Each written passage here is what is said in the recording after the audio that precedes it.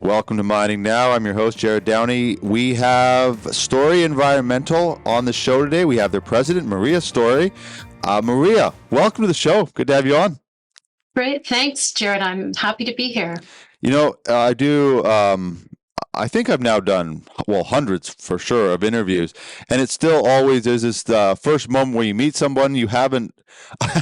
We've talked for a few minutes before interviewing, and we were going to go digging into your company for an hour. So thank you for doing it. Have you done a lot of these long form discussions before?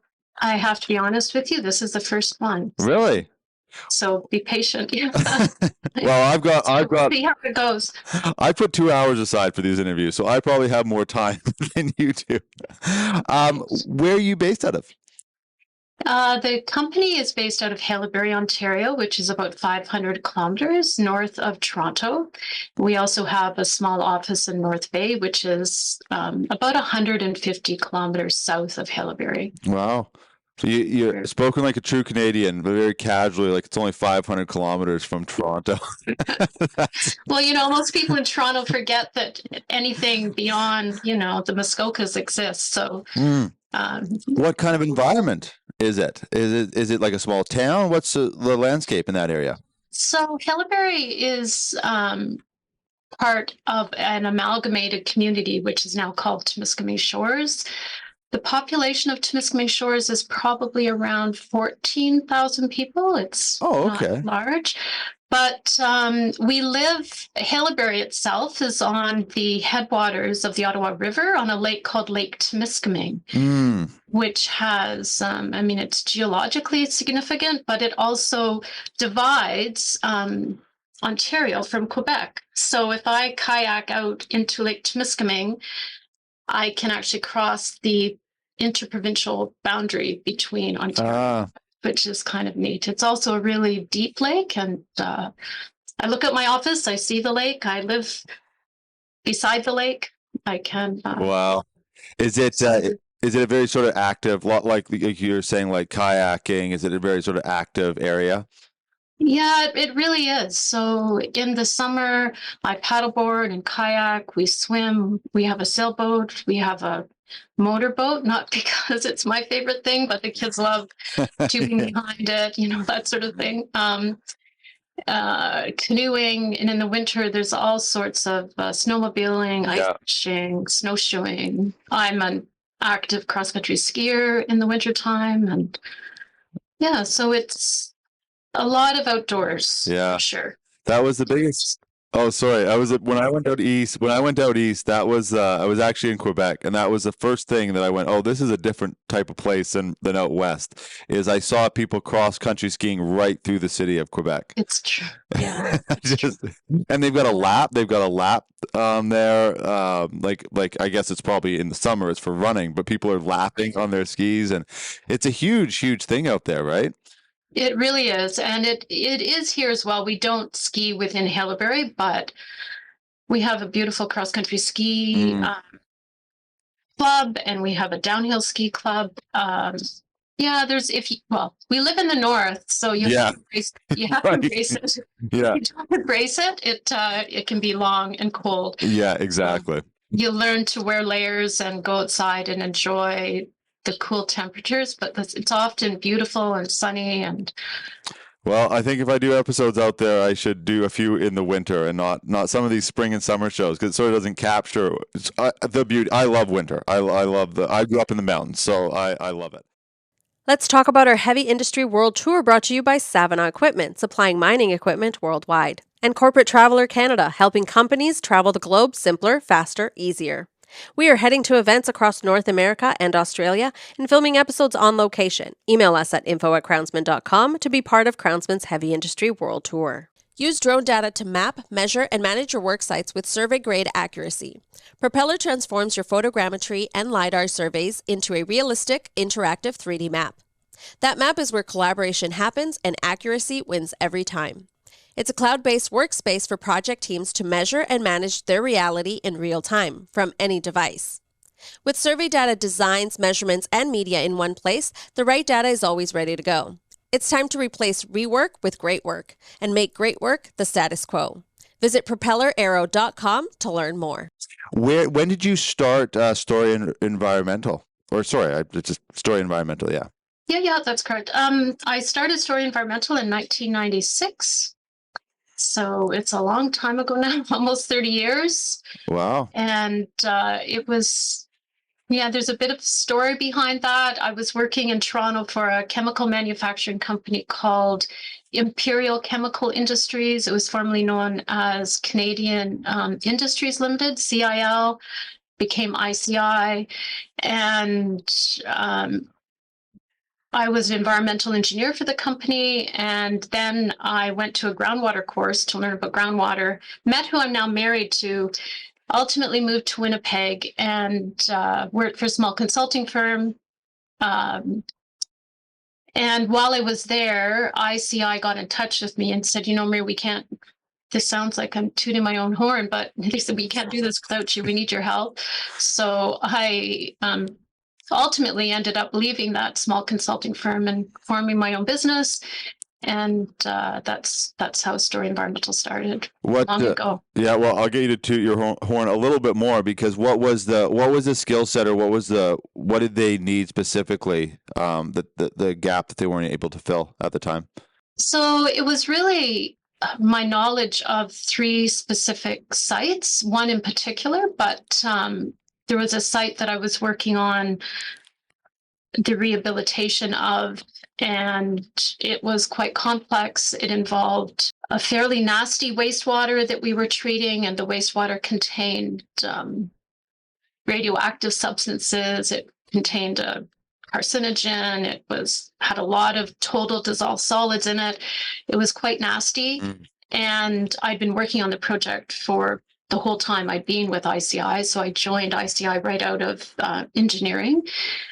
And they just, I had too much knowledge and information in my brain, and they just couldn't move the project forward without me, basically. So it's knowledge of regulations, it's knowledge of chemistry, it's knowledge of water treatment, the communities we were dealing with, so the Indigenous communities, the local public communities. I just had too much history on the project. And then was there a strategy to grow the company? Did it really just start out as sort of a contract setup, or what was sort of the approach? No, so I did right away form Story Environmental. It was actually called Story Environmental and Engineering at the time. And it was me. It was always going to be a sole proprietorship. I didn't imagine, and I mean, I guess you think about 30 years, the company could be 500, 1,000 employees, but that was never my intention. It was, like I've said often, it has grown organically out of necessity and need, as opposed to my desire to build an empire. That really was never my wish. It was more, and as I've said to many people over the years, it's more providing people with meaningful jobs and clients with the best product possible, technically sound, environmentally sound, and we pride ourselves about, we think out of the box. So we try to approach every project with an open mind. With Fender Dunlop, you know you are getting the best conveyor belting in the market. That's because they ensure the integrity of their conveyor belting by monitoring each step of the manufacturing process in their North American facilities. Focused attention is given to each belting order to guarantee that they produce a belt that will assist the customer in reducing operation costs, maximizing uptime, and improving revenue. Visit FenderDunlopAmericas.com to learn more. MineTech helps mine sites like yours improve their safety, profitability, and compliance with world-class sound attenuation, water management, underground ventilation, and electrical solutions, enabling their customers to make and save millions of dollars through increased production, limited downtime, automation, and reduced energy consumption. Relied upon by more than 3,200 sites across 25 countries, their global team is standing by to offer end-to-end support and custom solutions for noisy mining machinery, toxic mine water of all qualities, metalliferous underground ventilation, and evolving electrical needs. Learn what MindTech could do for your site. Visit mindtech.com/innovation. Did you know cementitious binders can be responsible for up to 70% of the total GHG footprint of mine backfilling processes? Now you can replace up to 50% of the binder in your mine backfill operations with Graybond, Graymond's new low-carbon cementitious binder. This lime-based alternative binder maintains a 40 to 70% lower GHG footprint compared to typical cement and can adapt to varying mine conditions without compromising performance. Learn more about Graybond at graybond.com. But you have grown, right? Like you're at what, 24 employees, which is, I mean, yeah, okay. If you're comparing it to, some gigantic engineering firm, but, No, but it's humble, but at the same time, it's manageable. So, yes. yeah, what are you delivering though with those? Do you have like sort of segments you're in, or those 24 people sort of like would you have 10 projects going at once? Would you have 2 or 3? What is sort of the environment that you're operating in? That's a good question. In fact, I think we're at 350 clients right now. Wow. Not all active any longer, of course. Oh, I was going to go, wow. Do you need more than 24 people? So, okay. my number one client was ICI in 1996, and we're now at 350. But okay. I would say, how many active projects? Yeah, we don't need to get specific. I was more probably 30 or 40, but within those projects there are many subset, like smaller. Right. So we're pretty busy. Yeah. Wow. Yeah. Yeah. What do you think? Like you said, your intention wasn't to build an empire, but obviously it was to build a good company or deliver a good service. You talked about thinking outside the box. Okay, Maria, I'd like to just set up the picture of what the company is actually delivering. So you have you said 24 employees. Is that right? That's right. That's correct. Yeah. So what is sort of in sort of broad scopes, and then we'll get into specifics. What are you delivering? What is the team delivering to the industry? Just and again, we'll kind of maybe if there's a couple different buckets we can look at, or just how you deliver it to the industry. So we support. So 95% of our business is mining. We do other little jobs here and there for municipalities or industry or farming, but probably more like 97% of our business is in mining. Okay. We support mining projects from early exploration. So when a mining company is going in to discover the resource and determine the strength of that resource, whether it's feasible to develop into a mine. So from early exploration through sometimes an advanced exploration phase. So that's when they may withdraw a bulk sample that they can test to determine how they can extract the minerals and determine whether they can go to mining, whether it's feasible, whether it's economically feasible, whether it's practical from an engineering perspective, whether they go into mining, and then through to rehabilitation and closure. So we support mining companies all the way from infancy through to closure. And along the way, every stage has different requirements from an environmental consulting perspective. So in early exploration, we may just be doing permits for cutting down trees and building roads. So for early exploration, they just need to be able to get into their sites with drill rigs. So that would be early exploration.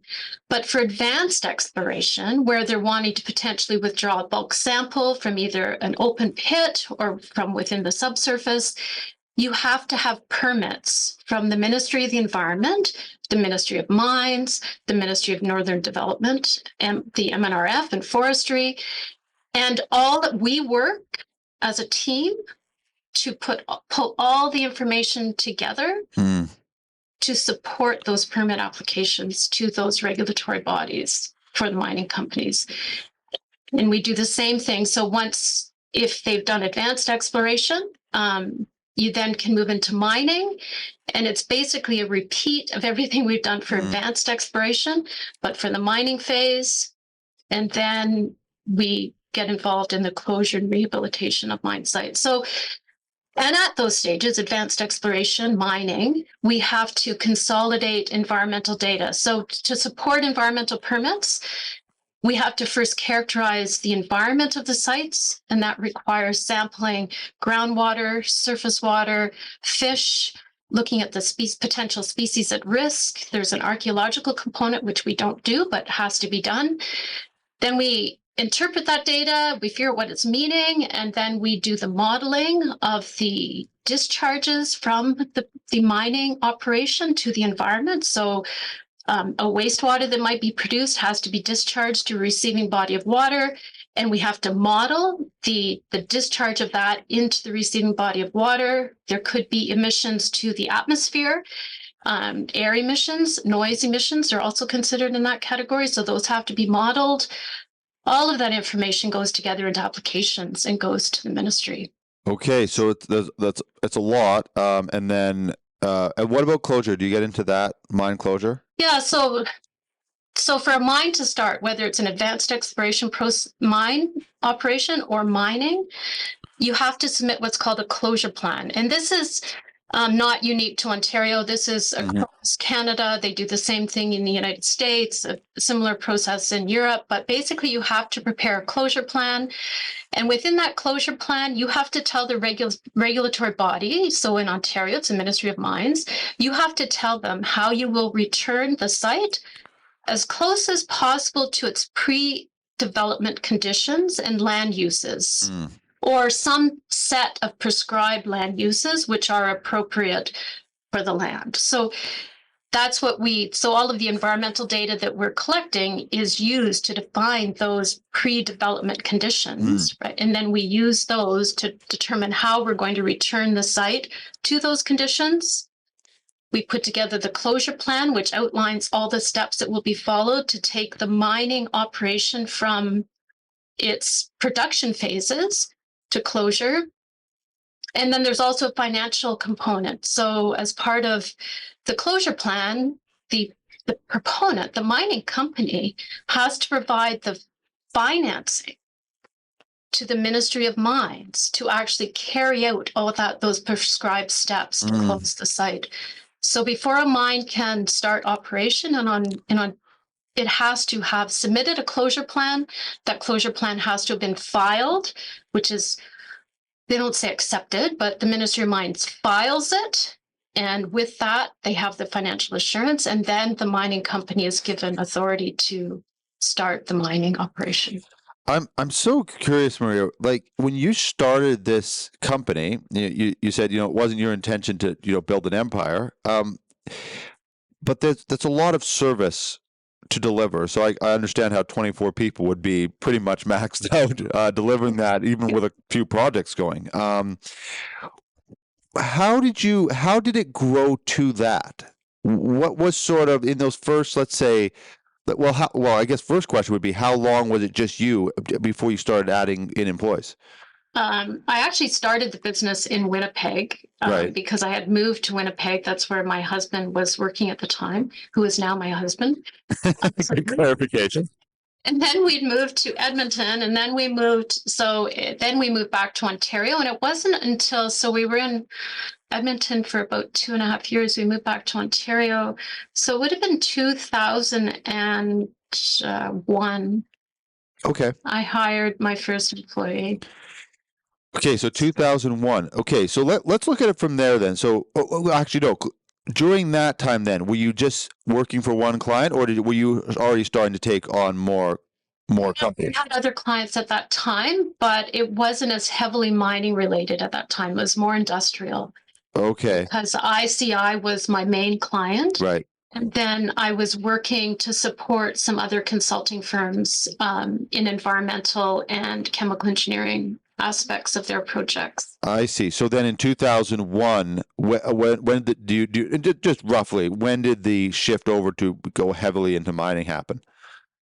It was in 2008. Okay. 2008. Okay. And then from 2001 to 2008, did you then start bringing on employees, or did you just bring on a couple to sort of help? Yeah, you know what? It's more than people approached me, and that it's a funny sort of thing. So in that time period, it was more people had moved to the area and they heard about Story Environmental, and they had an environmental engineering degree, or they had a degree in hydrology, or they had worked as an environmental scientist. And so they got in touch with me and they said, I'd really like to work for Story. Is there an opportunity? And so that's how the business grew I would say, until about 2008. And then we started getting involved more heavily in mining, and it got quite busy. And then we started hiring, more actively searching for employees. So and then, but again, it was a few a year, right? Or one, or right.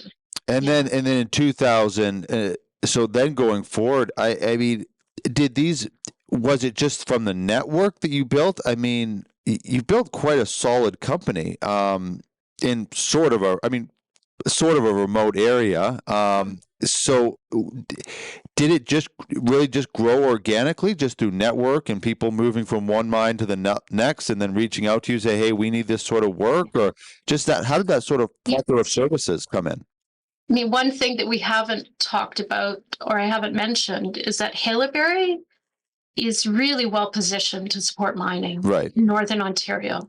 We're in an ideal location because there are less than 5 kilometers from where the office is. There's the historic cobalt mining camp, which was basically built Bay Street in the early 1900s.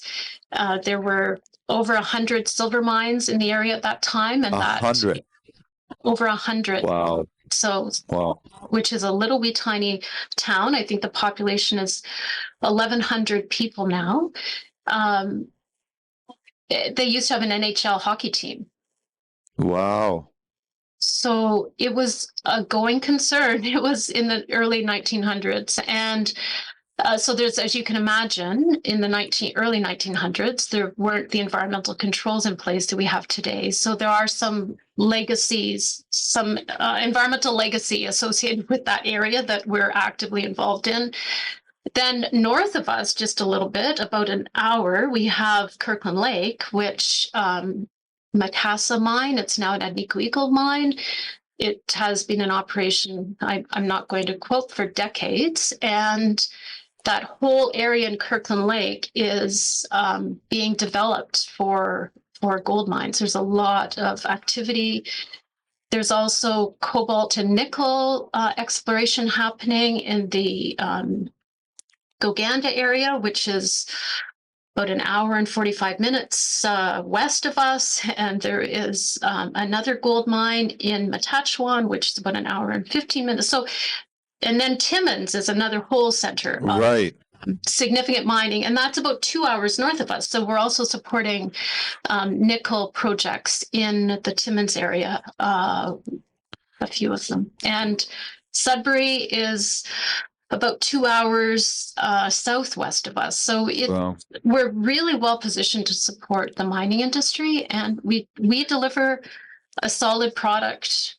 We seldom go over budget, and in fact, we often leave budget on the table, which our clients really value. And as I said earlier, we think out of the box. So we're always trying to think of new, innovative ways of doing things that can be cost effective for our clients, but and environmentally responsible, and oftentimes more environmentally responsible. So anyway.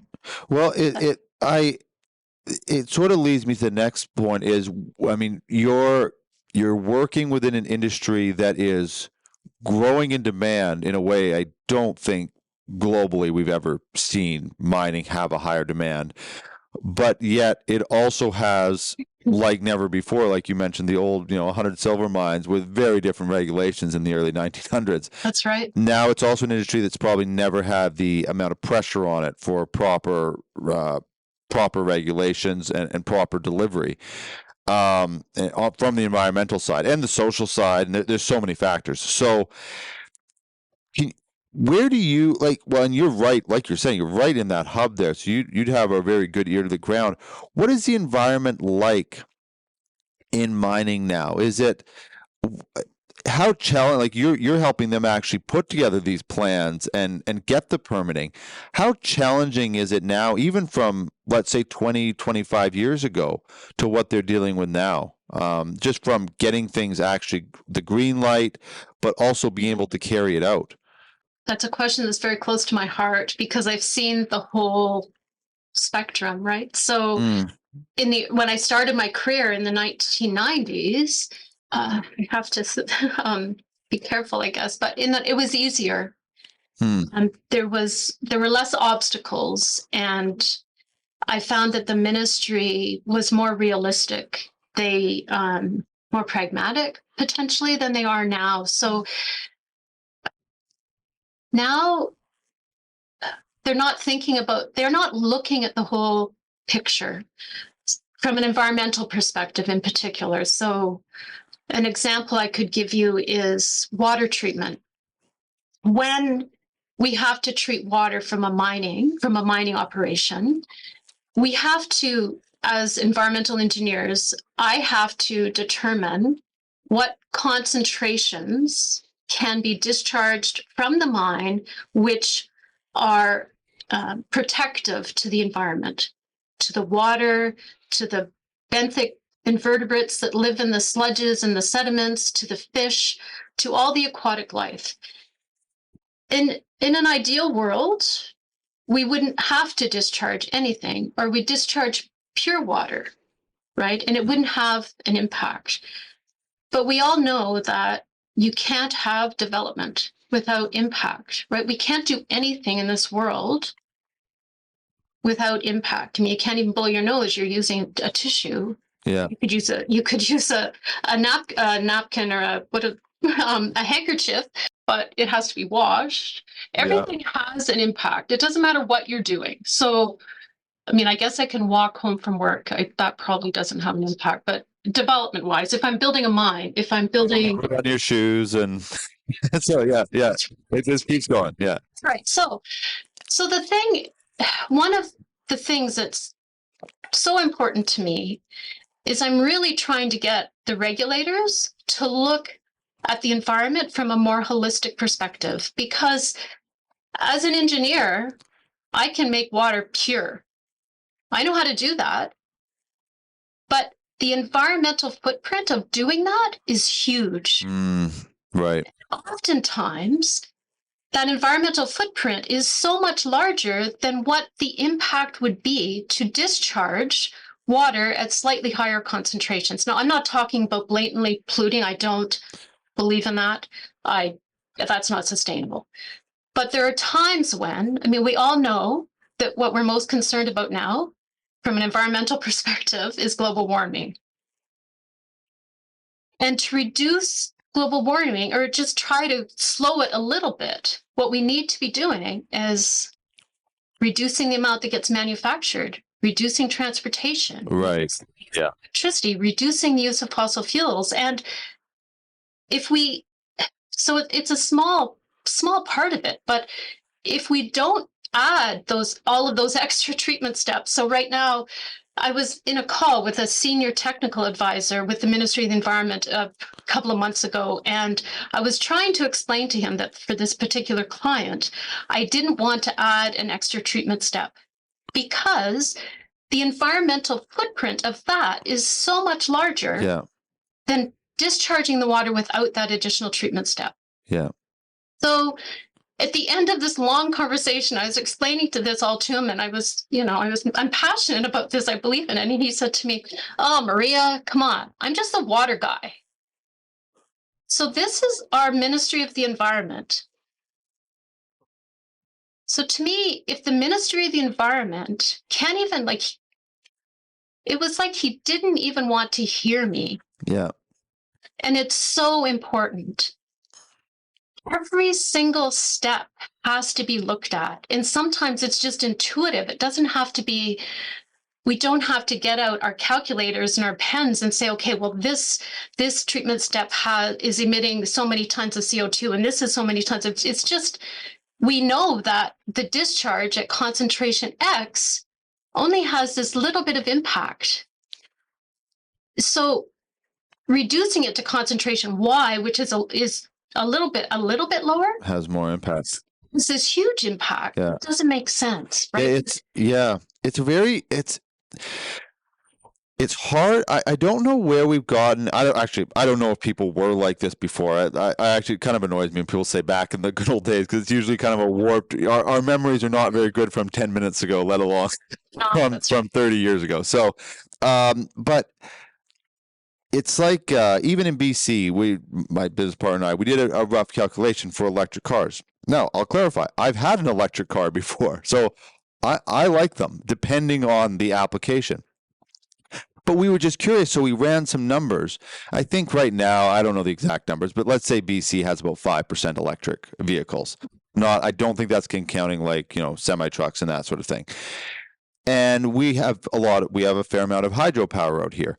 If you were to go to 50% electric in BC, the impact, I mean, we wouldn't even have like the lakes. The power. You don't have the infrastructure. Yeah. And if you had to build the infrastructure outside of like nuclear and things like that, which probably we should go to. But if we were using hydropower, you would destroy British Columbia. I mean, you would level it. That's right. We wouldn't be having Indigenous rights discussions at all. No. There's just, that's right. Yeah. You'd just you'd level it. So, and I'm curious.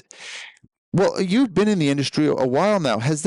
Are you saying though that has changed? Just that ability to sort of have that, like, where is the balance that we're going to strike? Exactly. So historically, I would sit in meet. So I was young. I was a brand new engineer out of university, but I would sit around tables with the Ministry of the Environment. And they would talk realistically. They would say, well, no, that doesn't really make sense. Da, da, da, da, da. But now I just find it's just all about, they're so focused on end of pipe. So like the senior technical advisor said, Maria, I'm the water guy. Yeah, I just want clean water out the end. That's it. All he cares about is the water. Yeah. He does not even, like he said, Maria, I don't even think about anything else. But we need to be thinking about everything we do. We need to be thinking about the whole picture, right? So you're right. Electric cars, I know that there's predictions that there are going to be brownouts in Ontario. I'll have to get the correct date, but I think it's July of 2026, because if you can imagine, it takes considerable time to build electrical infrastructure. So the infrastructure to deliver electricity, whether it's hydroelectric, whether it's small nuclear generating, whatever it is, it takes a decade for so to build a hydroelectric generating facility. Right. Yeah. You're looking at 10, 12 years, probably. It's a long time. Yeah. To build a nuclear generating facility, you're looking at a long time. So yeah. Alternative sources of electricity, small nuclear reactors and things which I believe we have to go down that route. But nobody considered the fact that while we're building all these electric cars, but we don't have the electricity in the system to support them, charge them. Is it just the infrastructure? So do you think it is just a mindset that people think that if you say we don't have the infrastructure to support electric cars, then you get sort of put in a box of I'm against electric cars? Is it just sort of the way people are thinking right now, and that, or on the flip side of that is, has the mining industry also not done a good job? Like mines, when we first started the show, operating mines would not come on our show. Wouldn't do an interview. They didn't want to do the long form. They didn't want to dig into stuff. Now they are starting to come on. Quite a few operating mines have come on the show. Is it also on them that they haven't really, other than what publicly they have to say, they have to disclose, they just haven't talked to the public enough, and there's sort of a warped perception of even heavy industry in general. This is the devil's advocate side, where people just don't understand what's going on. So I think from a mining perspective, right, it's like anything. The mines don't get developed until they see a need for developing the mines. Right. Right. So they didn't see the need. And then all of a sudden there were electric cars and we needed batteries. We needed cobalt and nickel and lithium for these batteries. And we don't have the mines. So that's why there's been significant investment in mines to extract those minerals. I think that mining companies, I'm not sure when you started the show, but It's about 5 years ago. yeah, so mining companies have had a lot of bad rap historically. Right? Yeah. I'm not saying it's like any industry. Every industry has. I mean, people don't want a big chemical manufacturing facility in their backyard. People don't want mines in their backyard. Accidents happen, and for some reason, fingers get pointed a lot at mining industries. I truly believe that in the last 5 to 10 years, they've made significant strides in becoming better stewards of the environment, not just acting on what they're speaking, what they're saying, what their policies state. And they're really trying hard. But historically, I know that, yeah, there are mining companies that just, they wouldn't have wanted to talk to the public. Right, yeah. You know, because the perception around mining is so negative, but and it goes back to a statement I made earlier. You can't have development without impact. You can't. So, and people want their iPhones and their cars, and you know, people want these things. They require these minerals, but they don't want the impact. Yeah, I think you're touching on something really important, though, from a mining perspective, because changing the way a politician looks at it is one thing. The public, that's another thing. But the way that the mines communicate, and I think they run a danger, because I've talked to them. I talk to people off air and on air, of course, and sometimes it's like, don't try to, like, what you're saying is exactly how it should be delivered. Don't try to deliver it as there will be no impact. Because everybody knows, anybody listening, they don't need to know anything about mining. They know that's not true. That's right. So it's better to be transparent, and people go, okay, because people are intelligent. People are not politicians. They're not trying to get voted in. They're not trying to keep their administrative job. They are just people that, especially in Canada, fishing, going outdoors, hiking, all that sort of stuff.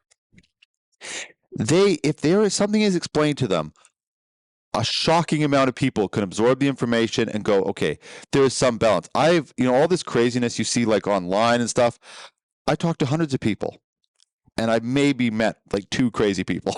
Like, they're not really out there. And so I think the mining industry does need to sort of trust that people can understand the information if they give it right.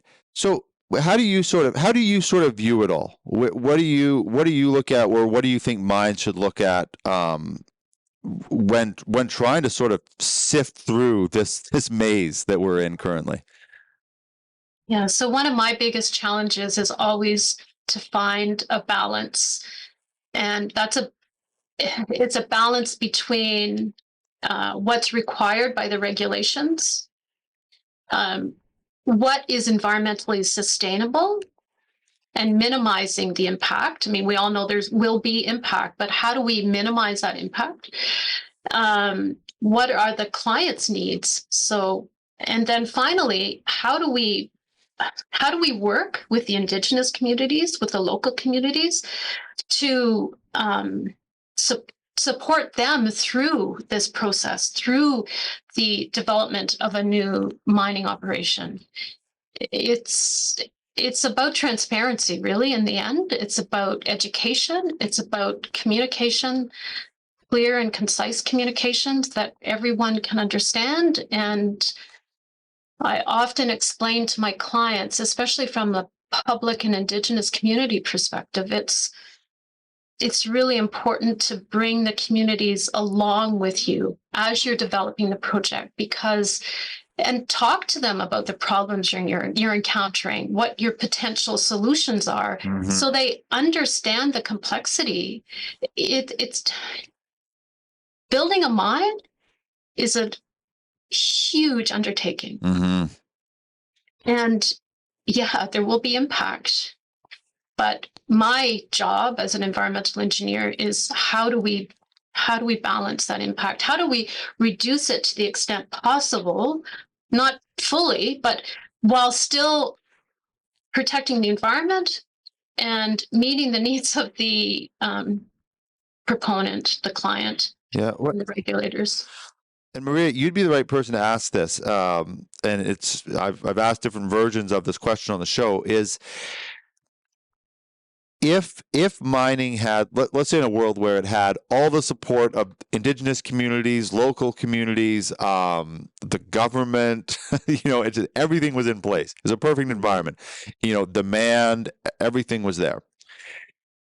Do they have the tools to do it right? If another 50 mines were built across Canada tomorrow, it started tomorrow, do they have all the tools, from regulations, technology, even the people put in place to actually oversee it? Can they do it if they got that essentially social support to start the mines? Jared, that's a big question, but I would say we have the technology for sure. We have the regulations for sure. I know that the mining companies are really struggling right now is with skilled tradespeople, with intermediate, senior level engineers. If we were to build 50 more mines in Canada in the next few years, we would have a shortage of those resources. Is that a similar challenge for you? For your company, trying to attract people? I mean, you said it's a population of 14,000, so I'm assuming if you want to grow, if you want to add another 6 employees, that's not exactly, those people aren't just sort of hanging around locally to bring on. No, they definitely aren't, and it's one of our biggest challenges, attracting skilled, technically sound, hardworking people to a northern community is difficult. And COVID hasn't made it easier because everybody wants to work remotely, but it really doesn't work for our type of business because there's so much feet on the ground work. Yeah. Just need to get to the site. You need to see the site. You need to become so familiar with them that I see the sites, but I don't get there as often as the others. But if I was to ask them a question, be like, they can just answer it, right? They know the sites. And people, most people in the world live in large urban settings, right? Yeah. That's and more every day. That's growing, yeah. Comfort is. In Northern Ontario, our population is declining, not growing, unfortunately. Yeah. So it's hard. It's hard to get people to move to North Bay or Haleberry. North Bay is bigger. It's 55,000 people. It's a large enough center, but everybody wants to be in Toronto or Montreal or Vancouver or Ottawa. Yeah, and it's difficult. I'm originally from Kamloops, which is or Kamloops area. It's about 80. It's grown now. Maybe it's at 90,000 or so. But the infrastructure, not the infrastructure, but just the availability of talent. If you compare that to in Vancouver, if we say, hey, we need someone with this skill set, we have to look because, unemployment is low and all that sort of stuff. But people are available. People are, looking for new opportunities or looking to expand their skill set if you're willing to train them. There's availability out there. You go into a place like even Kamloops, it's challenging. There's not 100 people there that know how to operate production equipment. They're just not living there. And in your case, I can just imagine that would be.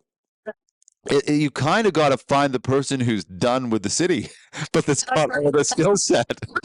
Trying to appeal to, outdoorsy people that also have a background that we require, a technical background, and it's a beautiful place to live for many reasons.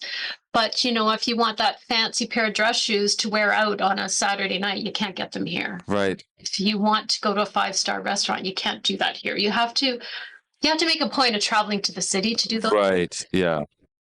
But like I said earlier, if you want to canoe and kayak and paddleboard and swim and boat and snowmobile and ice fish and camp and hike, all those things are literally in your backyard. Yeah.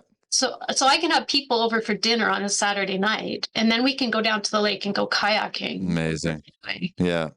Watch the sunset with a glass of wine. It's really a beautiful place in the world to live. And most of us, there's nobody here that travels for more than 10 minutes to work. Right, because all the mine sites are so close. I was Like to the office. Right, to the office. Yeah. Sorry.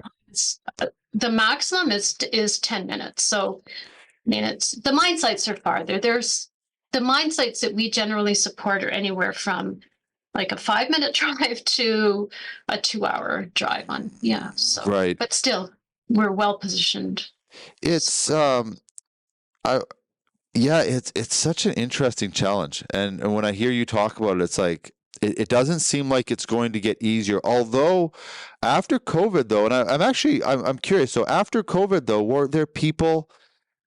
was there a little bit of an influx of people wanting to, because in Vancouver, a lot of people moved out to the island, bought places on the island.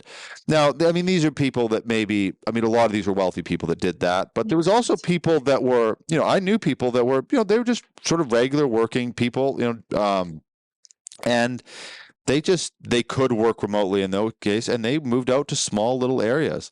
And sold their apartments and that. Did you see any of that, or did that not really touch your area? I would say I've seen like a little wee tiny bit of it. Yeah. Not like a Vancouver Island saw. Oh no. Well, yeah. Vancouver Island is right. Beautiful. It's hard to although I don't know, I mean I love the ocean. So if I would love to live closer to the ocean someday, but Lake Temiskaming is good for now. Yeah.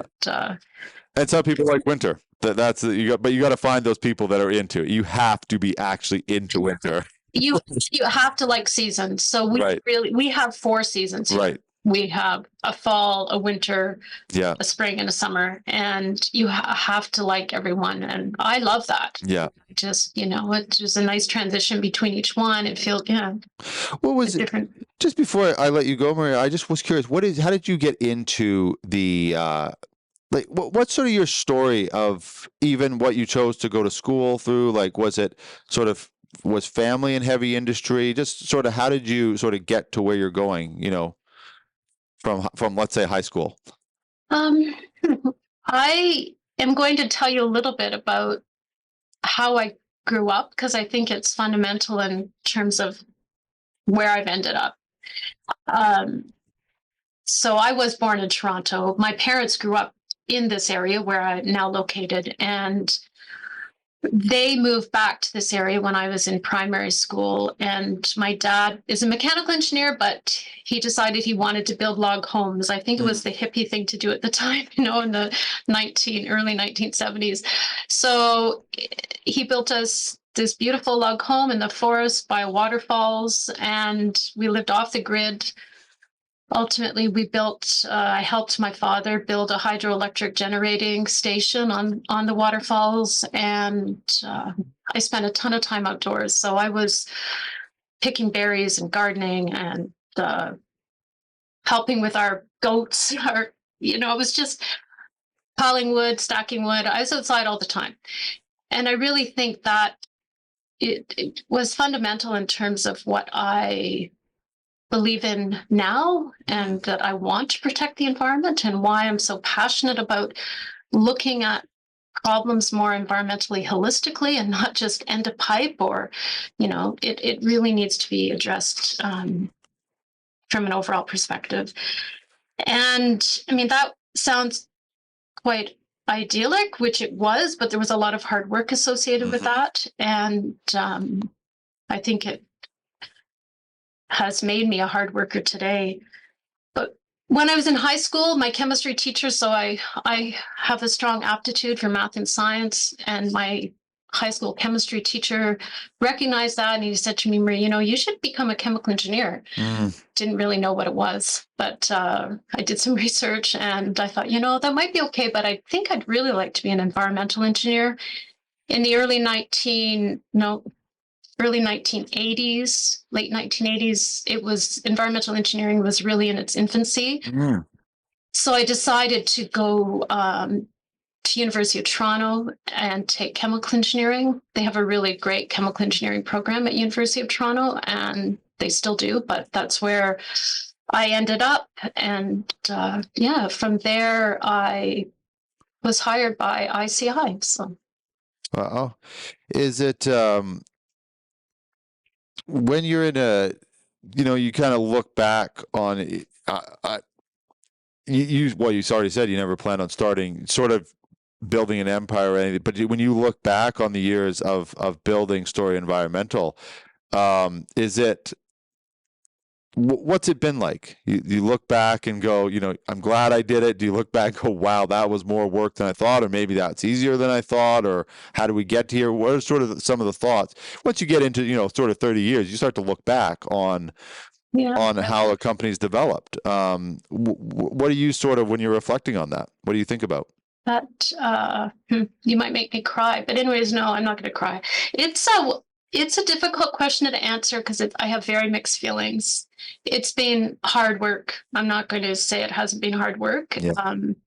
I have two growing children. One's 20 and one's 24, and they both will say to me, "Mom, I knew the company had to come first," which breaks my heart. And it's the reality of running your own business, right? I didn't have maternity leave for either kids. I couldn't take any time off. And I'm not saying that for sympathy. I'm just saying it's the reality. When you own your own business, you don't get time off work. So there were a lot of sacrifices, but I love my work. The bottom line is I love my work. I love what I do. And I wouldn't have done it any differently, I don't think. So overall, it's been a great experience. Definitely has had its ups and downs, but yeah, no, so you don't strike me as someone who's looking for sympathy, but that must have been quite intense. I think it was hard. Yeah, The kids were always the last ones to be picked up from any sort of event. right. I'd be running in late to their concerts, getting a place at the back of the hall or wherever, Yeah. the gymnasium.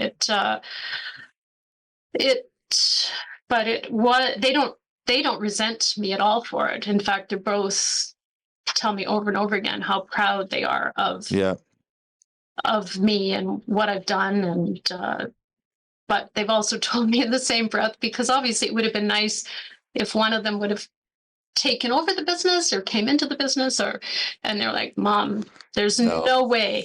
You've seen how hard you worked. There's no way we're doing that." Yeah, no, that makes sense. Yeah. I was actually just having this discussion, and I think about this is that, kids, I don't know if it's perfect for kids to be raised in a perfect environment. Like, I grew up, we grew up, I don't remember ever seeing my father before in the morning. That wasn't a thing. He was always gone. And then, even with the long days, usually we would watch the dually trucks had the lights across the top, so we know it was his truck when it came in, and that was, it was always dark. So Bedtime. Yeah, bedtime. But as I grew old, of course, at the time, you wanted him to come out and play hockey with you and all that stuff, and we had this huge family. But then, as you get older, you start to understand. As you start to try to make your way, you realize, oh, that's what it took, and I want to do this, this, and this.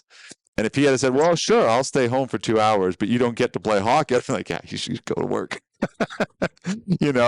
And so you kind of grow into understanding it. I don't know. I know some people have a tough time with it as they grow up, but a lot of people also, you kind of grow into it. What do you think is sort of in the next, few years? Is it sort of just continue to grow organically, and deliver for clients, try to find the right people and attract them? What is sort of your focus in the next, even if it's the next year or so? Well, our focus over the next year is easy. We have fully committed projects, contracts in place for this year and probably next year. we just really want to continue to grow the team. We want to attract some more technically strong people to the team and deliver a high quality product to our clients. Yeah. Well, it's been nice to talk to you. I hope I didn't keep you for too long, but it's nice to talk about not just the company but the people within the company, and even going on to last night I went on to look at your team. You just do a fun thing on your website where if you hover over people, it switches one's got a Nemo fish. It's like a special fish. Jason Plamondon, he's an amazing employee. He's a senior environmental scientist with us and instrumental in developing our mining business. And it's but it's just a fun. I think the Natasha McDonald, she's got what's going. So I'm just looking through your team. We're gonna make sure to put a link to it because it's kind of fun to just look at. You have two pictures, you hover over it, switches to something else. Well, it's all about, in the end, most of us have to work. Yeah. But one of my goals is to create an environment where you come to work, but you don't really feel like you're at work. Right. Yeah. I think that's really important, right? So, our office is wood and rock floors and lots of art around, and it feels cozy when you walk in. It's important, and some fun things with employees. Well, I actually hope I get to come. I'd like to film episodes out in that area. So if we do, I'd like to, film one from your office or maybe from beside the lake. Maybe that's a better setup. But thank you very much for your time, Maria. I hope you enjoyed the interview because I enjoyed talking to you and just and also your insight into the industry, which is extensive. And I hope I shed some light on that as well for people that want to work with Story Environmental. Well, I really appreciated your time. Thank you so much, Jared. Thank you. And thank you, everybody, for watching. Let me just check here. So Story Environmental, we're going to, of course, put a link to their website, but also Maria's LinkedIn. We'll put a link to that if you want to connect directly with her. The company has a LinkedIn account. You can go check that out and follow them. And, of course, we'll have links to all of our content where you can subscribe and everything like that. Everybody, thank you so much for watching. We will see you on the next episode of Mining Now.